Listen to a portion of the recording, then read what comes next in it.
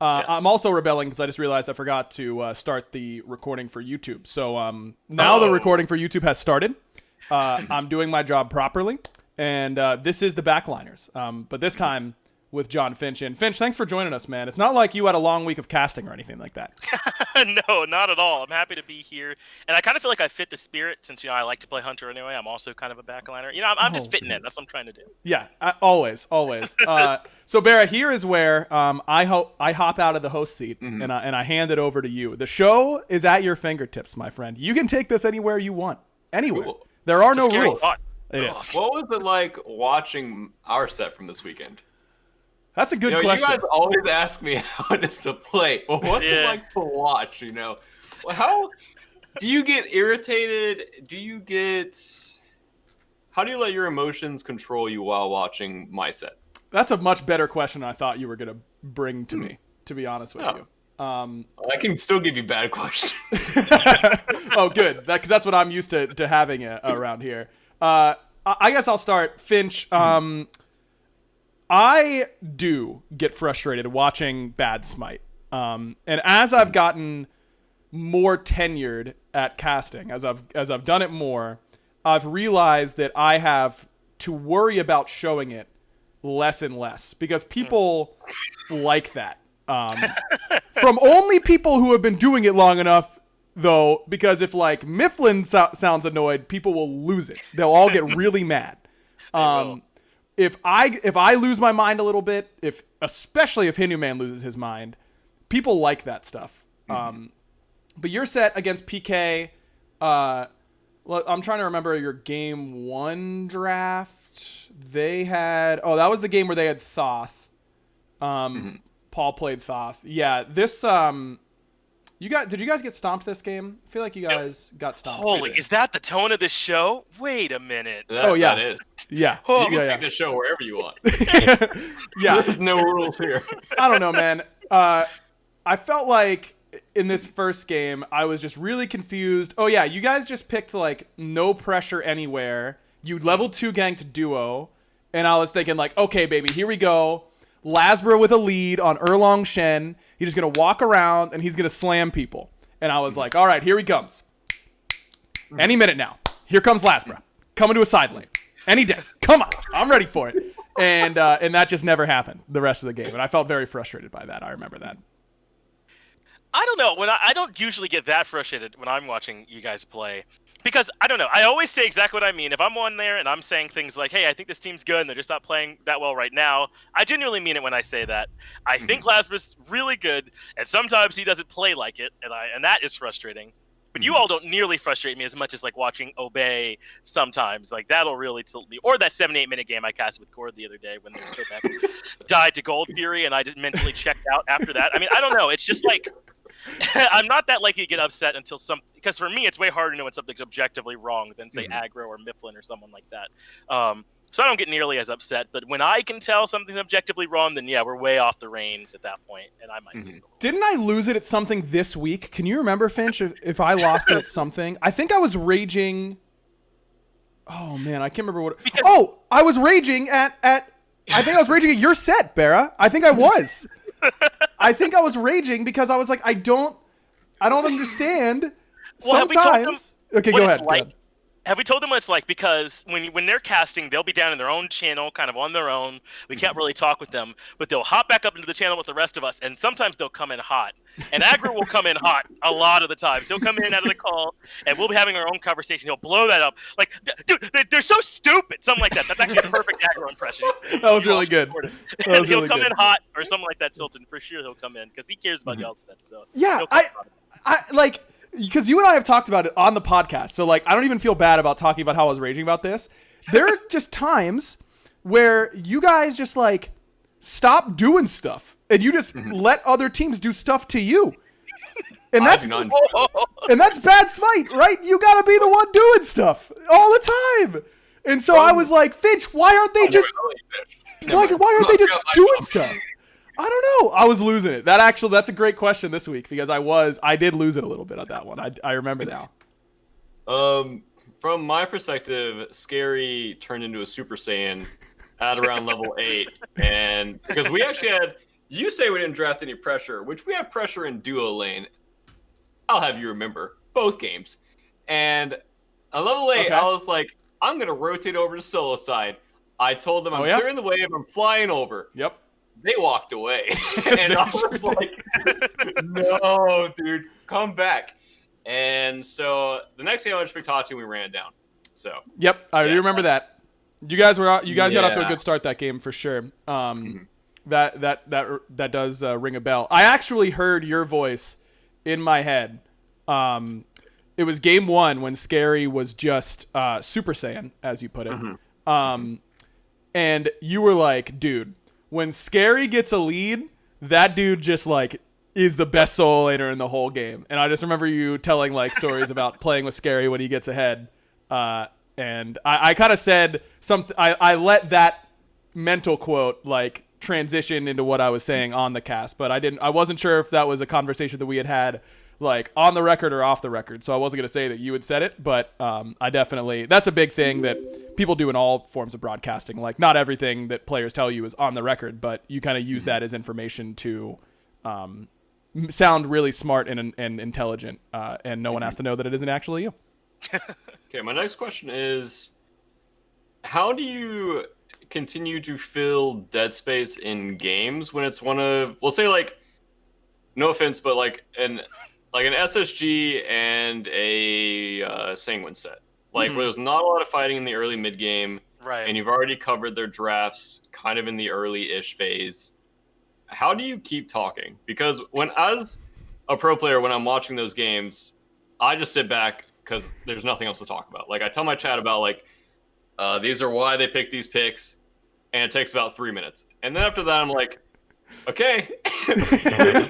Action, please. Yeah. So you can go first, Finch. Yeah, well, BaRRa, Mifflin had the same thing when he just started, so I now have a whole new perspective on exactly what you mean.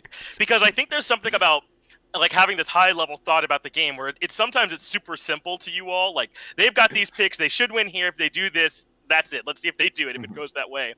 And like, I don't know, it's just our job to sometimes add a lot of stuff on. When I'm the 1 and Aggro's my 2, I don't have to worry about it at all. I can kind of put my feet up, and I know Aggro will talk for 2 minutes uninterrupted. I'm sure you all remember the time when Aggro, where I once said as Chair 1, oh, Red Buff's being invaded, and then I didn't get to talk again until the next time Red Buff was being invaded. He talked that entire time until it spawned again. So a lot of the times I don't have to worry about it if Aggro's there. He'll just talk on his own. But you kind of got to keep going. Sometimes we'll talk about anime or we'll talk about something else. But you know, you got to keep finding something new to talk about. We'll talk about what we think might end up happening. We'll build scenarios. We'll try and find something. Yeah, that is both a very proud moment of mine, Finch, and a very embarrassing moment for me, is that I literally talked from one red buff invade to the next. Yeah, I think Finch's primary job is chair 1 or play-by-play guy, so his job is to call the action, and what he's supposed to do in those downtimes is basically just fill when I am out of my current point. I'm the Beyblade, okay? And then Finch's job is to wind me up and send me off again. I gotta let it rip, you know. Right.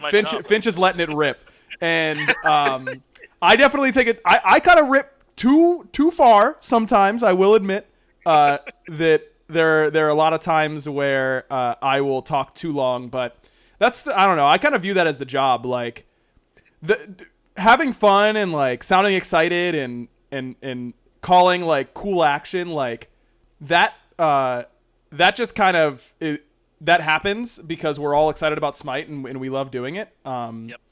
That's where the job is easy for me in particular as the analyst. Like I feel like I separate myself and have tried to separate myself as a caster during those downtimes to make sure the people are invested. A lot of our job is to show the viewer where the ball is, like explain to them what they should be looking at as the game goes on. And if you can walk away from a cast that Finch and I do feeling like you didn't need us, then we probably did our job really well because we told you who you should be looking for, which team was expected to do what, and you go, oh, well, they won that fight because, you know, their Hunbats got on top of they baited beads and then the Hunbats got straight into the back line and they insta-killed the mage. Like, I don't need any analysis to help me with that, but if you didn't know that coming in, or you didn't know that a week ago, and from watching our casts, you kind of discern that was the big play, then in my mind, we've done our job.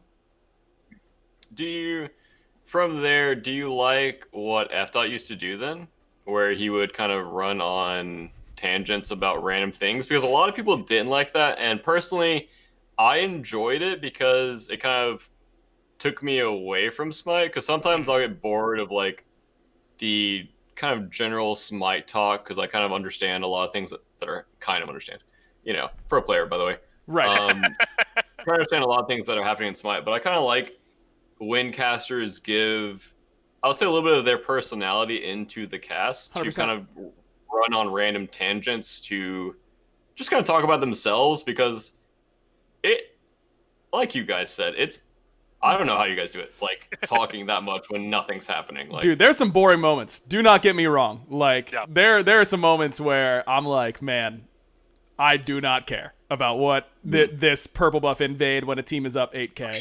I just could not care less. But, that's the job. I think Tom was fantastic at a whole lot of different things. And that doesn't mean that he didn't have moments where he probably should have reined it back a little bit or done a little bit something different. But nobody's perfect. And I loved that about Tom. It made him a lot of fun to cast with. And I think that, like, for the new guys this year especially, we all I think we've tried to make sure that we aren't going too off topic, because that's one of the harder parts of the job, is like ad-libbing properly. But I'm excited to the point where when those guys get to the point where they're comfortable enough in knowing when they have to reel it back in and understanding their range and that kind of stuff, that we can start messing around a little bit again. Because I always thought that was really fun. And Yeah. there'll be people that don't like it, but casting's an art, not a science. No one. You're not going to please everybody. And well, like, next, oh, never mind, you can go. yeah, well, there's a lot of different moments where it can be tough to know. Like, sometimes there's built-in moments, like, right, where we're like, a team will get the Fire Giant and they're resetting. They're all going back to base, they're spending, they're clearing out the farm, and it'll be like a minute and a half before they're at the Phoenix is ready to siege. So those are built in. And then sometimes you have like the Sanguine matches, like you mentioned, where those are slow. But it's just about kind of knowing, I think, the right times to where you can afford to move off topic a little bit, and then knowing when you have to cut it off and get right back on. So it just takes some time to get used to. Is it easier to cast LAN games than to cast normal online split games? I think so, 100%. Yeah. You just feel the energy, the games matter more.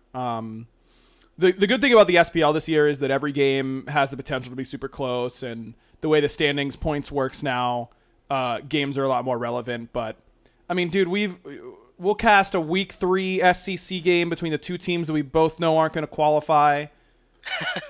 I'm going to be trolling that whole time. And you know what? I think people want me to be trolling the whole time. And if they don't, then I don't care, because like I said, it's an art, not a science. Yeah, when the stakes are high, you get more invested, and I think the product almost always sounds better, for sure, for me at least.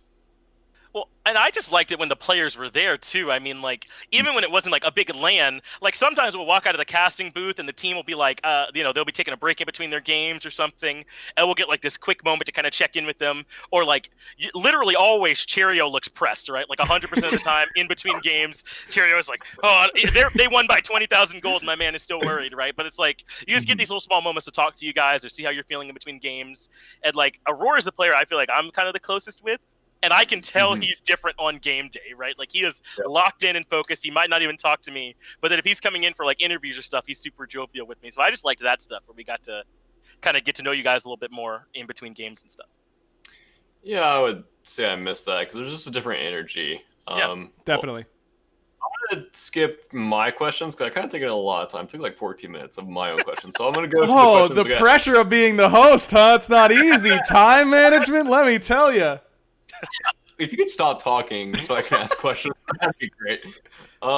Extreme Man 25 asks, when someone different is working a broadcast, can you tell the difference when Doug isn't doing the camera or when other people are on replay/video? 1,000%. Yeah. Yeah, Doug in particular. I don't want to throw anyone under the bus or anything like that, but it's tough. I don't think they get quite enough respect for how much they have to do sometimes, especially Doug, because he does literally all of it. But you can definitely tell when big player Ray is doing the spectator or when Doug is doing the spectator, right? It's not, you can tell. 100%. Dude, Doug does not get enough credit. Finch and Gore casted a 78-minute SEC game this week, and we're changing the schedule to make sure that, we kind of try and give them a break, and that's mentally difficult, and it is a little bit more important because of throat health and that kind of stuff. But Doug sat there through 78 minutes, and you know what he did? He spectated the next 2 SPL games, and then he came in on Sunday, and he spectated another SEC game and 2 more SPL games. And that dude doesn't get a break most of the time unless he's got a day off. So that man grinds, and it is so mentally taxing to sit there and spectate. It is hard. I have a ton of respect for Doug, because that is not a job that I think I could do. No chance.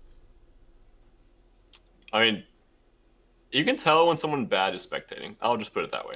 and it's hard, right? It's hard. It's hard to enjoy it as much if no one is if someone who's not in tune is doing it. Sometimes I'll get asked to help cast a community tournament or something like that. A couple times that'll come up, and they'll be like, all right, you can cast, and we'll have you do the camera and stuff too. And I'll go in there and I'm like, oh no, this is awful, it's impossible. How do I put this on directed so I don't have to think normal or something like that? It's a lot. It's a lot that we kind of take for granted, I think. 100%. I had to do some spectating whenever we were doing practice casts at the very beginning of this year. Yep. I was like, dude, I don't understand any of this. And then you zone out for 1 minute, and you miss a double kill and a buff invade, and the casters are like, yeah, I don't know really what happened over there. And I'm like, oh my God, dude. You really cannot afford to zone out for a single second, because the casters are so hyper-focused on every single second of passing time, because that's the game they're on this week or whatever, or that day, that it's very, very difficult to catch everything that we're saying. So I do have a bunch of respect for Doug, and we wouldn't be able to do it without him. Nice. Next question by Byron123. What are some of the favorite team arcs and player arcs? Okay, this is terribly written. Sorry, Byron. Oh. They witnessed and casted, like a player joining the league and rising to the top, or an unexpected team making it further than anticipated. I have one if you need some time, Finch. Yeah. I think mine is Nika.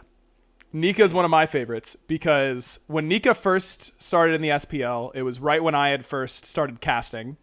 And that was season 3, and Nika was okay, doing okay some games, popping off, but for the most part a little bit underwhelming. But he was a solo laner on a bad team. It's very difficult to be a standout in a situation like that. And then season 4 came around, and I still didn't think Nika was very good, but he was getting a lot of praise, and particularly from the he who shall not be named was really gassing Nika. Oh, right, yeah. And I remember just being, listen, man, this is the story, all right? Yeah, this is the story, okay? And I was like, I do not see it, man. I don't see it. Nika is not good. I just really don't see it. I really felt that way for a long time.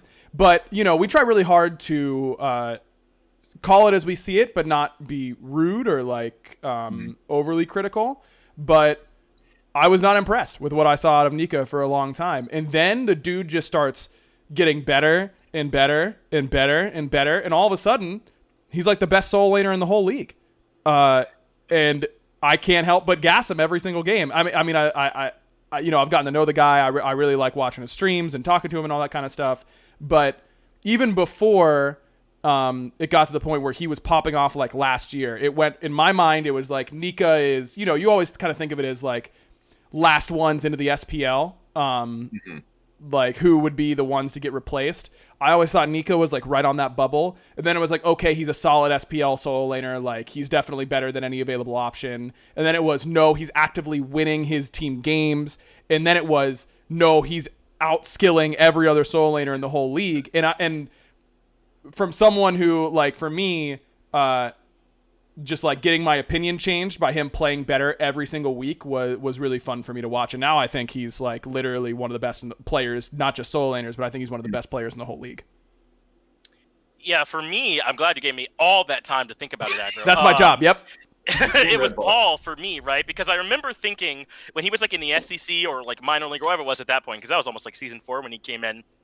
I remember thinking like he's like crushing everybody on this like Hebo or whatever, but that's not going to translate to the SPL. Like his aggressive play style, is he going to be able to play some of the more meta picks or mesh with these teams? But I feel like he came in and like almost instantly was good and competing at that high level. And since then, like I consider him one of the very best mid laners in the league right now. I mean, Dardez and Shinto and them are making a good name too, but he's up there, man. I think maybe there's like a little bit of some of that regression now, but I definitely distinctly remember thinking, no way that what this man is doing is going to work at this level. He's going to get punished. He can't just walk up to your red buff and steal it literally every game, can he? And then when he came in, that's kind of exactly what he was doing. So I was impressed with his run for sure. Next one. Okay, well, DJ Kobayashi apparently wants to congratulate you guys for being so awesome at preventing dead air. And then thank you. The question is, how much of that is encouraged by your superiors, the prevention of dead air, and how much do you prepare before the game to keep yourselves talking throughout the game? You can go ahead, Finch. Yeah, that's interesting. Tom F. was a big fan of sometimes kind of like allowing there to be some space. And I think that was a lot easier when we were in the studio. Like that's a lot harder now when we're online because like you don't know if there's dead space because there's an issue or because they're like just taking a moment to think or something like that. So it's a lot harder now. But when you're in the studio, you can like kind of put your hand up like, hey, I'm just breathing for a moment.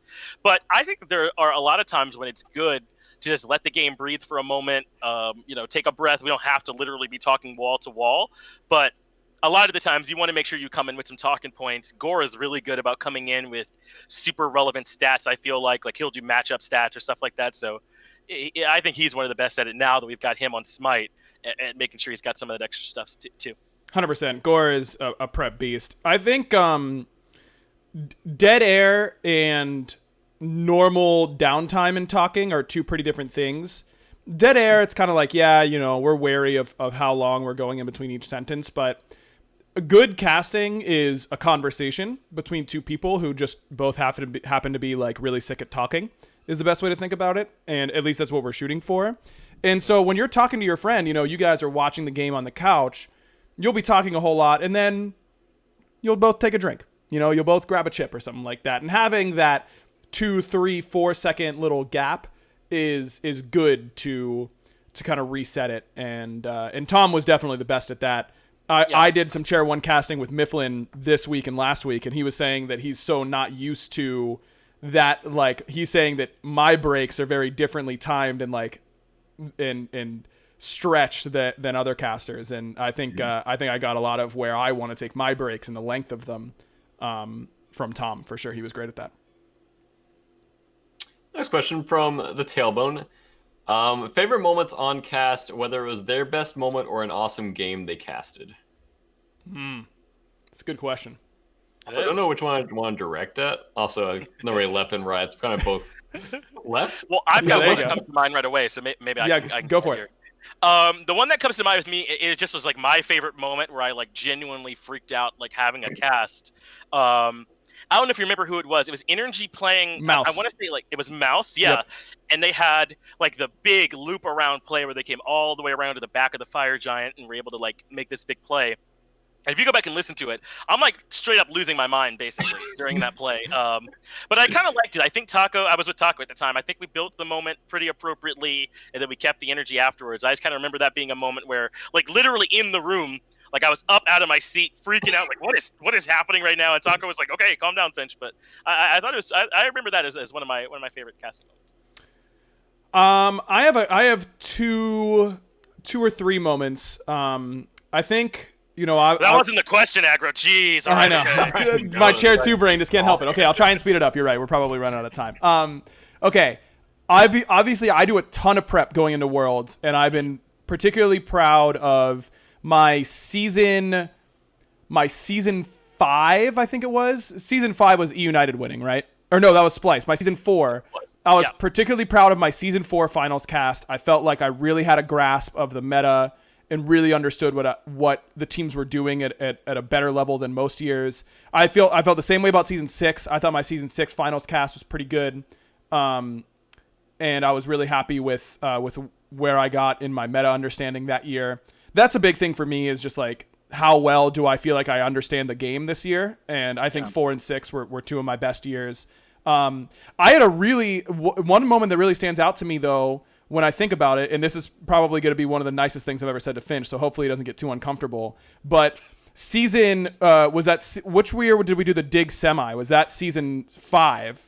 I think it's season 5. Where I lost my voice when Moswall killed Fred when he jumped on him on red buff. I didn't have enough air, and I tried to like pop off and threw out my vocal cords.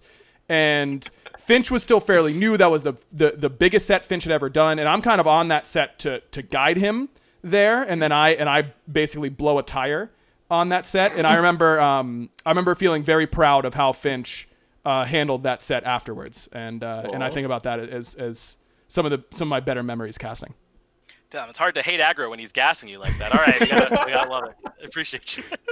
That was a great cast, though. I remember it. I remember, like, because at that point, I hadn't, like, gotten a ton of, like, individual gas then, but, like, Aggro came up to me afterwards. Hindu, like, pulled me aside and said he liked the cast, too. So that was when I remember that one, too. I felt a lot like, okay, maybe they can kind of rely on me a little bit now, too. So I appreciate it. 100%. Yeah.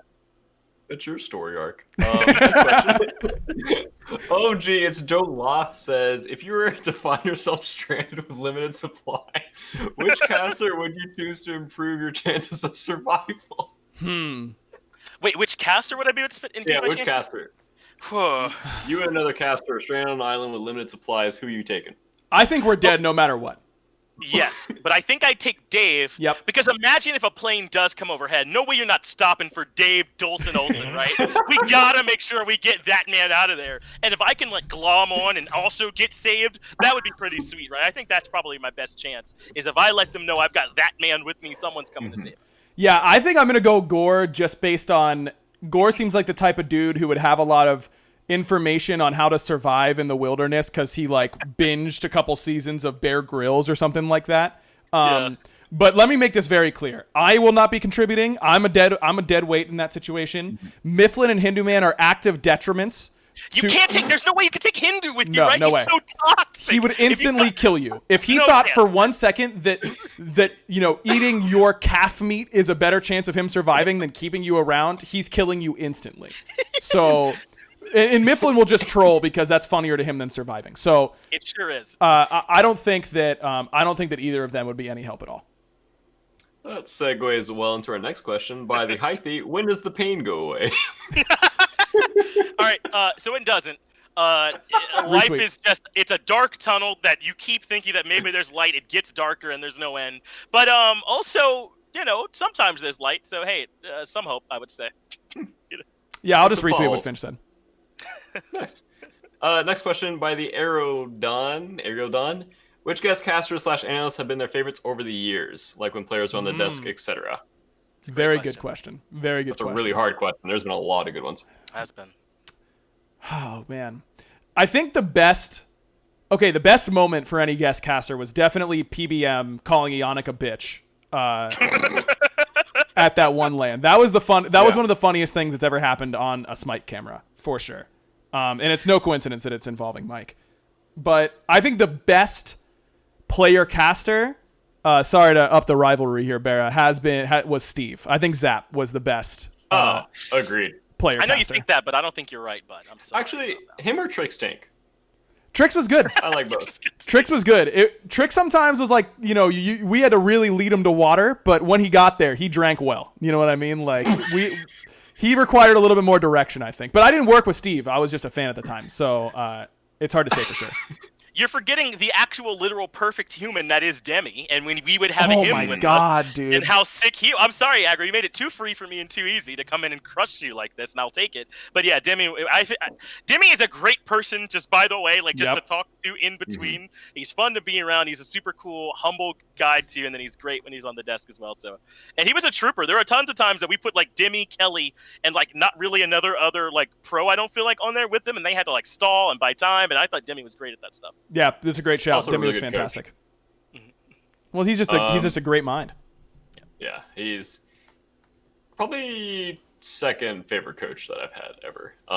Who was number one? You can't leave us on the. It's Ro. Oh, okay, that's a good. Well, Ro's there right now. Ro is awesome, by the way. I love Ro. Dude, I'll just put that Did anyone else love my Ro? This is a Ro appreciation tweet. I loved my own tweet because I really did. I watched his interview and I was like, "Damn, dude, Ro is so sick," and I was feeling appreciative towards him. He works so hard, and he's very harsh on us in a good way. Yeah. And he just wants the best for us, and he's really critical of himself and critical on us, which sometimes can be scary, but sometimes it's what you need to grow as a player. 100%. Sorry for talking. Next question. You're allowed to talk. 64. What is the biggest... I like this question because it's a scary question. Mhm. What is the biggest disagreement you've had with a pro player as a caster over something said on the cast? Who was it and what was it about? Don't have to say who it was if it's sensitive. That is a good question. That is a scary question to answer. You don't have to answer if you don't want to. It has to be a pro player, you said, right? It can't be like maybe an org owner or something like that. Like that's not allowed for me to say. I mean, I think that's allowed if you want to talk about it. Yeah. You can take this wherever you want. I was gonna say you probably don't have that many with players, Finch. I don't, because I don't go out on a limb that often, like kind of by direction. But like and I trust what I hear from my twos a lot of the times too. So I don't go out on a limb that often to do the disagreement. But I mean, obviously there was the time when I referred to Obey as the worst team in the league because they were, and Obey, took some. They didn't like it, so sometimes you got to talk to them about it. You hope that they do the proper channels. They come to you, talk to you kind of like an adult might, but sometimes they don't. So you got to deal with that. Yeah, I think I was actually talking about this earlier today. I think the most backlash I've gotten. Okay. From one of my I'd love comments. to hear about this because all I see is slurp for this dude. They love aggro up to the hill. Dude, the casters make fun of me all the time for how much the community loves what I say, and I just don't know what to do about it. I don't know. I think one of the times I got the most hate was last year whenever Tom asked me on the desk. It was after, I don't know which, it was definitely you guys, BaRRa. It was SSG. And you had just thrown another set by fire. That narrows it down, not a whole lot. And he said, what should they do? Because they just keep losing. And I said, well, they should make a roster change at this point. Because it was just like, I felt like I'd been asked that question a billion times. And there was no answer that I had besides that. And I've explained it since that in sports and in esports, winning is a binary concept. You either have the potential to win the world championship or you don't. And if you don't, then you need to change to the point where you do. Not everyone's going to be able to win. And that's kind of understood going in. And I remember Destiny got really mad at me. I had to DM with her a little bit. Attacking BaRRaCCuDDa, an unwise choice by me. It is not smart. In general. Warranted. I had no problem with what you said. Yeah, I didn't say that, this person is not good enough to play. I made sure not to call out any particular person because I didn't think it was one particular person that was your problem. It's just that that combination of five was not working. And I think that's the most backlash I've ever gotten that I can think of. But I think there's at least one more. I just can't remember exactly what it was. But I've been lucky to establish good relationships with a lot of pros. I often DM pros about questions about builds or why they did this and that kind of stuff. And there have been plenty of pros that reach out to me after a cast to be like, yo, you said this, but this is why I don't do that, or this is why I did what I did. And that's how we all get better at casting. And I very much enjoy being told why I was wrong because it lets me be wrong less, which is the whole goal. And can I say, we talk a lot. It is literally impossible for us to be married to all the words that we say on any given cast because we say so many. So I'm not saying that we shouldn't be accountable for what we say because we totally should. But I don't think that people should take it so much to heart, all of it, because it would be impossible for us to hold all of that in us all the time, right? Right. Sometimes we are just talking to a certain extent. Exactly. So, especially on comparisons and that kind of stuff. If we miss the mark on a comparison or something like that or a phrasing, we're not going to die on that hill. We'll oftentimes say, we're sorry. It came out a little wrong. I've been talking for 5 hours straight. My bad. And of course, we shouldn't make mistakes, but everyone does. If I say so-and-so is the best hunter in the league and I forget the GOAT, then you can let me know. I'm not going to die on that hill in that moment. It might have slipped one of our minds or something like that. So totally, I like when people say that they do or don't like something that we say and they've got constructive feedback, but also we are definitely not in love with every single word we've said. So don't take it too much to heart. Yep, well said. Well, I'm going to slide in one of my questions real quick. How hard is it to, I would say, get away from past biases and past stories about players? That's a good question. That is good. I think it's hard. Mine. I think it's hard. My story about Nika earlier, I think it's a good example where it was, okay, I don't think he's that good, but his team's playing well, and then, okay, he's playing pretty well, and like you kind of have to move yourself along. I think it's easier for those of us who have been around a little bit longer because we kind of understand how long these like arcs take to resolve. But for newer casters, like for Dave and Gore and Mifflin right now, they're probably just going to recycle 2 to 3 talking points until a fourth one comes up that one of the veteran casters identifies, and then we're ready to go. It's not that they aren't going to have unique thoughts. It's that you want to stay in a safe boundary where what you're saying is acceptable, basically. So that's why I think it tends to take. He doesn't care. Yeah, exactly. Yeah. I think that's why sometimes it takes a little bit longer for newer casters, especially, to stop bringing up rehashed talking points. It's something we talk about. We have pretty much weekly or bi-weekly meetings on, hey, what do we think is going on in the league right now? What gods do we think are going to be good? And we'll say, okay, I think we've touched on E United being rival week 1 in phase 1. We're still talking about that 6 weeks in. It's probably time for us to drop that and find a new talking point for these teams. We have discussions about that kind of stuff pretty frankly. Yeah, and we do our best to try and be not biased during the cast, but we all have players that we might have more of a relationship with, or teams that we like. We're all still definitely fans just of the league itself. Anytime that Radiance is playing, I'm slightly more likely, I think, to give Radiance gas because that's like the team that I like so much, right? Or how Mifflin would kind of jokingly love Obey or something like that. He's certainly not that into them, but he loves the team.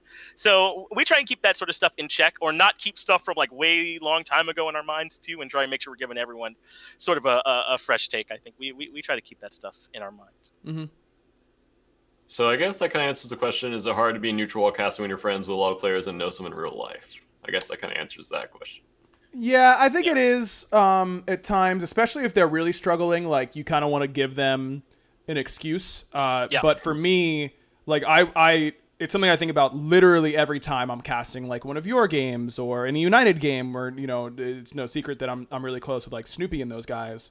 I try to make sure, in fact, I will make sure to criticize something that I notice because, I see a million mistakes every game. I also miss a million mistakes every game. I'm not going to bring all of them up. It's just not conducive to a good broadcast. But for example, if I see like you make a mistake and it's on the fence of whether or not I'm going to say it, I'll err on the side of saying it to make sure that it isn't thought of like, hey, he's not criticizing the people he's close with. I try to err on the side of being too harsh. I like it. Who's been popping off the most, both veteran and rookie-wise, by Mace Windu Woo Woo? Which player or which caster? I think he's asking which player, caster. Right? No, I think he's asking which caster's Yeah, been popping off this year. Assume caster, because there's barely any rookies besides Guy J. Yeah, that's a good point. Who do I think has been having a really good year? I have been very legitimately impressed with Dolson. Because I think amongst everyone we have on the team right now, he's the one that's starting the most from zero in terms of Smite background and knowledge and stuff. Like the rest of us were all either players or big time fans that were just watching it in our spare time anyway. And Dave has had to make up a ton of ground, I think. And you don't get a whole lot of slack, I don't think, when you come in and people can kind of tell that you might not be as familiar with the game as everyone else. So I don't know. He has been playing a lot in his spare time. He has been grinding constantly. I think he's really, really improved quickly. And now he's not just the most handsome. He's also very, very good. It's super annoying, to deal with. Right. Like, what are we supposed to do about this, dude? It's getting out of control. We want him to have a weakness. Right. We can't find one. I want to take a second gas all the new casters because I echo everything that Finch said. Gormizer and his flexibility, it's probably not as apparent to the outside, but Gormizer does a lot of chair 1 and chair 2, which is very difficult to do because your roles are so different. And Gormizer is so instantly bought in on anything the casting team asks him to do, and then he does it really, really well. I've been really impressed with how he's been able to do that. And just as if you watch week 1 of phase 1, and then you go back, I was particularly impressed. We were doing SPL waiting room and Gormizer was on it and he was talking. I was like, damn, that's a good point. And I was like, yes, dude, like Gore, get in there, dude. I was getting amped up because Gore was killing it so hard. So I've been really impressed with him. And Mifflin, like, Miff is just so unapologetically Mifflin, and the way that he's been able to transition that into a broadcast personality that is authentic to him, but also acceptable for broadcast, has been really fun to watch, and I think he's been doing a great job. So I've been impressed with all of them. Yeah, we were legitimate worried at the beginning, right? We're like, man, are we going to be able to get a version of Mifflin that we can put on air? You know, is that going to be able to happen? And, you know, he's done a lot of work, I think, to kind of stay true to himself and also, you know, be a great caster here with us. Yeah. Yep. You guys are like a proud dad. I am, dude. Like that's how it feels. Yeah, absolutely. From Clacy24, what is one call you wish you could redo? Oh, great question. It's a good question. That's a hard one. That's a rough one. It is. It is harder than I think. It is harder than people think for us to remember specific moments. Mm-hmm. So if you have a specific moment, I'm going to think for a second. Well, I wish I wouldn't have blown my voice out in the semifinal season 5 for sure. That's the first one that comes to mind. Thanks for giving me a chance to grow. I appreciate it. Yeah, anytime. I think season 4 Worlds Finals, the end call where Tom gets a little bit lost, which happens. I think we recovered super well, and I know Tom has lost sleep over that call when he really shouldn't. But I think anyone would in his shoes. I think I could have done a better job of setting him up at the very end. But overall, like, I am 65% happy or 70% happy with how that call went. I really wish I could have gotten 100% there, but overall, those are the two that come to mind, even though both I think ended up totally for the best. Mm-hmm. Yeah, I don't know if any specific moments come to mind, but I do kind of think that since we don't have, like, you know, Taco and Toli here as much, or at all really, I wish that, you know, I could have casted with them kind of at the level that I'm at now, because a lot of the times they were having to deal with me when I was super new and still kind of learning stuff and getting used to casting and everything. And I think it would have made all of our casts sound a lot better, you know, if we could have had some more of them with this level of comfort that I've been able to get in this last year, and then obviously like in season 6 as well. So I guess maybe if I think of it like that, I do wish that I had maybe been more capable of playing to their strengths a little bit better, especially now that I kind of have the view on it that I do now. Nice. Next question, Gideon Champion. What was your favorite meta to cast and why? Meta. Boy, did I hated last year's meta a whole lot. I wouldn't say that one. Even though I felt like I really understood it, I did not like casting it that much. Because it was like, all right, and here's where we just wait until the level 19 hunters rotate in, and they'll determine what happens. So we'll just wait around until that happens. I would say season 5 felt pretty fun. The year that Splice won. There was enough weird stuff happening that year and different picks. I would say season 5 Worlds I thought was a pretty fun meta to cast. Wait, real quick, I'm going to slide a question in there. What happens when a team does a start that you don't understand? Because that was the first time I had seen the Splice start of 3 Duo. So how hard is it to react to that on the cast and give an educated guess or answer to what's happening? You can go ahead, Finch. Yeah, it's tough because for me, when I'm the one, my job in that moment, I feel like, is just to kind of try to understand it as quick as possible. Make sure that I point out that this is something new, like when, like in that situation when the solo laner is just over there in duo for some reason, and they'll TP back. Or I've been trying to point out more. I mean, I don't think it's nearly as big, but we see now. I think if you feel like you're going to lose pressure in lane, we've seen people like do purple, hog alpha, and then kind of come back to lane just in time to meet it. So I feel like that's kind of like something that's relatively recent. But I think my job is to just understand it and just say it as soon as possible and then get out of the way and kind of let my two start to make sense of it. Because the worst thing I could do is just talk over it for most of it. And I really would like to try and get out of there and let my two in as soon as possible. Yeah. Well, for that particular start, I had known about that one. I had gotten, I talked to every team I can coming into Worlds about, I'm not asking them for their specific strats, but like, is there anything that you think I should be ready for? and I'd gotten a heads up on that start, so I felt pretty confident in that. But in moments where I don't know, I think as a chair too, it's good content to admit you don't know. You know, you don't want to seem like you know everything all the time, because the pros are the ones who are on the cutting edge. And what I like to do is I just try and work it out mentally, which is not always a great call.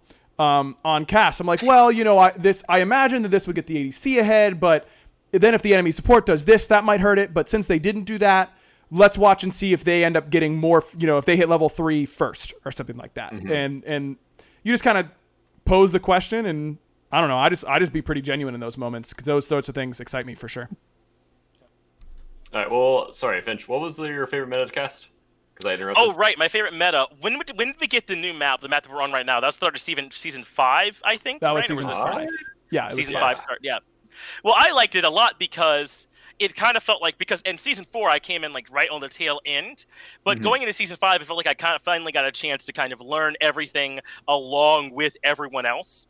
So that was kind of nice. Like, you know, I had Aggro, Toli, Taco kind of helping me make sense of it. I got to talk to the pros some too. So I think it kind of felt like that was my first time when I was coming in competitively along with everyone else. So that I liked that a lot, you know, kind of getting to be a part of it from the beginning. Nice. I'm just gonna pick a random one because there's a lot of questions left. Yeah, you're running out of time here, BaRRa. We're up against it already. See, for me, I'm not worried about time. All right, you can tell the guys at prediction, and that's fine by me. Most awkward stories on cast regarding head-scratching plays/stories, and it comes from Samuel with a lot of numbers after it. So most like head-scratching plays. Yeah, just watch one of our replays from last year. Well, it's like sometimes you'll see big moments, you know, where it's like, I feel like we could have gotten off the fire giant a little bit sooner, but like small moments come to my mind all the time, like it's just recency bias, I think, affecting it. But you see, I don't know if you remember the Radiance play where like Adapting gets in there, blocks the Neath ultimate, it's nasty, Benji's still alive, and then he walks all the way down and dies to the Harpy, and you're like, I don't know, man, I just spent like the last 1 minute dumping my load, so to speak, loving that play from Adapting, and then now it's like, does this ruin it that he's dead all of a sudden? It's like, I don't know, you get small moments like that sometimes are like kind of hard to recover from. Yeah, I don't know, I kind of let myself get tilted, because it's more entertaining that way. You all don't know, but there is a tilt aggro that'll happen sometimes. It's easier to tell when you're in the studio with them, but tilt aggro will come out sometimes, and it's hard to get him. Here, I can reenact it here, okay? This is how I'm watching the game most of the time. I'm kind of leaned back, not very good for breathing, but, you know, that's kind of how it be. And then someone does something, and I will sit up, and I'll, like, straighten myself in my chair, and then I'm kind of leaned in like this, and then I look at my co-caster like, are you seeing this? And a lot of times Finch will give me the, yeah, man, I guess. Yeah. Like, I don't know how I can help you here. And I'm like, no, dude, this is tilting me. And I just start popping off that way. But yeah, I don't know. If I see something head scratching, you'll know that I think it doesn't make any sense, because I'll say that doesn't make any sense at all to me. My job is to be there to give both facts and opinions. And in those moments where I'm giving my opinion that sucked, I let you know that I think it sucked. So I'm gonna pick one more question. Okay. Because I like it. It's a decent one. By Tyler DeYoung 5, least favorite god to watch or comment on. Ooh, good one. That's great. I have a great answer already if you all want it. Yeah, give it. Yeah. It's Aphrodite, and it's because I have to talk about her from minute 1 in the game. So here's the thing with Aphrodite. Aphrodite invalidates like the first 20 minutes of the game, because it almost doesn't matter what you do. In the late game, she's going to be healing too much, and it's impossible to deal with, and back off does 1 million damage. And I had to spend the whole first 20 minutes going, yeah, it's only a 5,000 gold lead. Doesn't matter, because Aphrodite's on the other team, and they don't have enough anti-heal. I don't know what I'm supposed to do. I just got to talk about her for the whole game. That's a good answer. That is a good answer. Mine is also my favorite god, my least favorite god to play against, or at least one of them. No, my least favorite god to play against is Sobek. It's BaRRaCCuDDa, because never once have I thought, man, that BaRRaCCuDDa play was sick. I just can't get excited about it, dude. Really? Are you kidding me, BaRRa? Here's what you do. 4-3, just face roll my keyboard.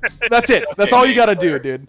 I hate it. I hate it so. I hate that god. Never once have I felt like I got outskilled by that character, even once. I hate him. Get him out of my ranked games. Get him out. Personal grudge. Yes, I do. No, it is personal for sure. It is personal. And Sobek too. Like I also hate Sobek a lot. Sobek is sick. This is an untenable stand you're making. Yeah, it's better to cast than to play against for sure. But it's like, let's see what happens in this team fight. Either the Sobek hits his pluck and they win, or the Sobek misses his pluck and he insta dies and they lose. Like here we go again. I don't know. That's kind of how I feel. But it's really BaRRaCCuDDa for the most part. Well, wait, I've got another one. Yeah, Persephone's pretty I've got another one. Yeah, Persephone, I just go, I'm sorry, What's dude. it I like, don't know what you're Barra, knowing that even if you kill her, she still gets to kill you? Does that make it harder to play, knowing that it doesn't matter what you do? Like, I just don't get why she gets her mana back. Like, bro, you're literally We're like, okay, this is sick. Great pick. And then she just comes back, casts all of her buttons, and you die. Or she makes enough impact in a team fight where you lose the team fight. And like, it was that play today where Persephone killed Wolfie's Raijin, like down the lane, and he had like 3 plants there at the edge tower, and he just blew up Wolfie, and I was like, nice, cool, yeah, great god. Yeah, that one's tough. Awesome. I have another one. This one's gonna hit a little closer to home for you, Barra. Chang'e puts me to sleep. I hate it. I just don't. You were gonna say Jane. No. I thought you were gonna say Jing too. Yeah, that would have really hit close to home. But this is at least a god that your team had a big hand in putting on broadcast a whole lot. Chang'e is just like resident sleeper, dude. Mm-hmm.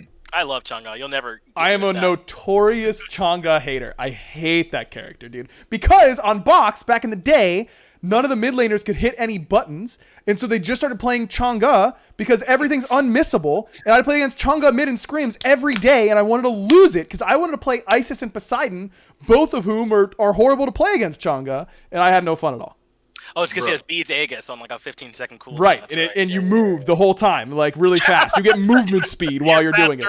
Yeah. Oh, I hate These it. are just personal grudges. You're not even talking about casting it. These are just personal grudges. Well, that's It my does casting. not like Chang'e or BaRRaCCuDDa. It sounds like. Yeah, that's right. That's right. All right. So I guess I'll ask the gorilla question because Shao will be mad at me if I don't ask you the gorilla question. Oh yeah, I think Finch is wrong here, but I can't remember exactly what your position is. It's it's the old question that I was raging at Mifflin about months ago. 100 cloned Mifflins against a gorilla, a fully grown adult male silverback gorilla. I will give the one stipulation that makes this possible. If the clones all have like shadow clone jutsu tech from Naruto where they don't care about dying and they're all willing to run in and get smashed to smithereens, then I think you can do it because only one of you's got to make it in the end, right? You can definitely win with 99 of you. If 99 are willing to die, you can do it. No, dude. How do they kill it? I don't understand how they even kill it. They can overpower it. There's 99 is a lot. Talk about surface area. They've got him covered, dude. Right, but that's what I'm saying. That's what I'm saying, Finch. Only so many. The gorillas are not actually that big, like mass-wise. Right. They're just strong. So there's only so many Mifflins that could be in contact with the gorilla at one time. 99 can't be on him at the same time. The first 20 are smashed to powder. I concede that. It's just that this gorilla's gonna get tired. How many Mifflins? That is the only argument. Yeah. Yes, that is the only argument. Is that the gorilla will get tired. That's the only one. Because if that gorilla has boofed some G Fuel earlier that day, it's game over. It is game over. No chance the Mifflins ever heard it, ever. If none of them want to survive, if they're all willing to die, you can do it. You can't do it. That's incorrect. Last question. What is your favorite way to eat bacon? And I will just say bacon as just a slice of bacon, not on a sandwich, not on anything in particular, just one standard slice of bacon. Because mine is the perfect combination between chewy and done, where it still has some tear potential. Yep. But when you're biting it, there's a nice crisp. Yeah, Bear's right on this, and Aggro, as often is the case, is a fool here. You want bacon that's not too crisp. I don't want my bacon to be a complete horizontal line, but you want it to have some structure, some body, so to speak, to it, but to still have a little bit of give, a little bit of chew. That is the perfect way to eat your bacon. Here's the deal. If I bite into my bacon and I get those little stringies at all, you know what I'm talking about? Like I have to pull it apart. I hate my life. I hate it here instantly. If I could grab my bacon, you mentioned straight horizontal. I want it flatter than the horizon, okay? Yeah. And that sounds awful to me. And if I do like the pencil wiggle, you know how you would like grab the end of the pencil and like wiggle it to make it look like it was waving. If I do that and it doesn't shatter into a million pieces, what's the point of me being here, dude? I want it crispy, okay? And what I tell restaurants, because they're scared to make it that crispy, as they should be, because a lot of people will probably complain. When I go to a restaurant, I'm at Waffle House, I go, yo, can I get some bacon? And you can basically burn it. That's what I tell them. Because that way I'll get it to where I actually want it. Right on the edge. It's perfect that way, dude. Crispy bacon is the best. It loses like all flavor the crispier it gets. Nope. Yes, it does. Nope. Bro, it's so salty. Burnt. It's salty and delicious, man. Salty burnt flesh. No, it's so good. Yes. Crispy. Dude. The crispier, the better. BaRRa, you actually picked the worst question, by the way. When I was in your chat earlier and I mentioned that you had to do... This was a good question, don't get me wrong. But someone had a very good random question. I feel like I need to bring it up because it's actually really good. Sorry. I'll let you finish. Right. That's fine. Right. No, take this is what it's like to chair one for Aggro. You're learning. Yeah, exactly. Listen, what is the ideal T-shirt fit feel like? You know, like do you like the loose baggy? I knew you were gonna bring up this Dude, that's question, a good question. Bro. Like, describe your perfect T-shirt. It's a good question. A T-shirt. What do you mean? Complicated? Oh my God, this is like John. Can you believe this? Okay, you're both named John. Finch, can you believe this? When I asked BaRRa what his ideal sandwich was, he goes, "I don't know, bread." Whoa! I did not say that. You did. I said, "What kind of bread?" And you said, "I don't know, whatever I get at Publix." You just said the exact same thing to me, man. You go into Publix and ask for sandwich? Is that how you work? You walk up to the deli and one sandwich, please. Aggro will write like paragraphs about his favorite sandwich. It's That's not right. that complicated. It is. It's really not. No, Neither is wearing a T-shirt. You put the T-shirt on and it's comfortable. And what do you want it to feel like? Describe it to me. A T-shirt. I hate you so want much. To have you want it to come off your body just a little bit. You want it too tight and clingy. Yep. You want just enough give, but you want it still to not add too much, shape to you. You don't want it to get too baggy or anything. Yep. It needs to be just a little bit off your body, I would say. Yeah, we're talking that light breathable cotton, number one. That's big. So you got 5 minutes. Yeah. Already too deep for me here, but I can sign. My God, you guys just don't like. What do you mean, dude? I don't understand. It's got. Keep going. We're okay, like some T-shirts, like you can feel the seam on your shoulder, like on the tops of your shoulders a little bit. That bugs me. That's got to be a lighter seam up here, or else it's gonna really make me mad. And just like. It's got to breathe. That's the big thing for me is breathability of the T-shirt is huge. The fit, like, a shirt fitting is one thing, and Finch does the right thing in describing it, but like I think we could all assume that we want the T-shirt to fit. I'm talking light cotton, top seam is really important. No tag. Hold its shape. It needs to hold its I don't like shirts that'll get all foldy on you and wrinkly. Hold its shape. I need that too. You want a TC Tuggers the only T-shirt with a knob on the front. You know what I mean? Yeah, but you can't make fun of the knob. I think you should leave, all of you, both listening and watching. Great show. This is it is the funniest show that's ever existed. Are you gonna let BaRRa close the show now? Yeah, BaRRa, do my normal spiel, and I'll do your bye. This is good. No. This is gonna be good. Yeah, go for it. No, it's fine. You already took over. No, I don't want it anymore. I just wanted to ask you, what is light cotton? Like sometimes the cotton blend is too heavy. I actually don't. I can't help you, man. Like, bro, what do you mean? What do you mean? What do I mean? What kind of cotton T-shirt do you put on? You're like, man, this is some BaRRa, heavy here's the deal. Today. Here's the deal. Whenever the world is safe again, I will bring you some T-shirts that I'm talking where I'm talking about. This feels good. This is the light, nice cotton blend, and then there's the less nice ones, and you'll be able to tell the difference. I promise you. You just don't know it yet. I will say the shirt I'm thinking of when I'm thinking of really comfy shirts, it's actually a Space Station gaming shirt that I got sent last year for the work. Those shirts are very comfy. It's very comfortable. Comfy? Yes. And they fit. They kind of like hug you. Yeah? I like being hugged. Okay. Yeah. Wow, we got there, BaRRa. We got there. Nice description. Nice. All right, close the show. Well, I won't complain if my T-shirt is not hugging me all day. Okay. Wait, can I just end the show with a bye? No. You have to do the thing. Like, make sure you. Okay, wait. Just start, and I'll be in your ear. Okay, pretend I'm like production in your ear. You're the caster here, so that's what we're gonna do. So start saying goodbye. All right. Bye. Make sure you plug prediction. Thanks for. Make sure you plug prediction. Spotify, Apple Podcasts. Thank you for watching here on twitch.tv/prediction esports right. 2 E's in prediction. Right. You can check out our show at Spotify and Apple Podcasts. They've got other great shows too. Exists currently, and my YouTube channel, youtube.com/c/BaRRaCCuDDa. 2 R's, 2 C's, and 2 D's. Nice. Not on Aggro's. Check the other prediction podcasts on their channel. Check the other prediction podcast. They're great shows. Not as great Quality as stuff this one, but they're pretty good. Live here every Sunday, 8 p.m. Live here every Sunday at 8 p.m.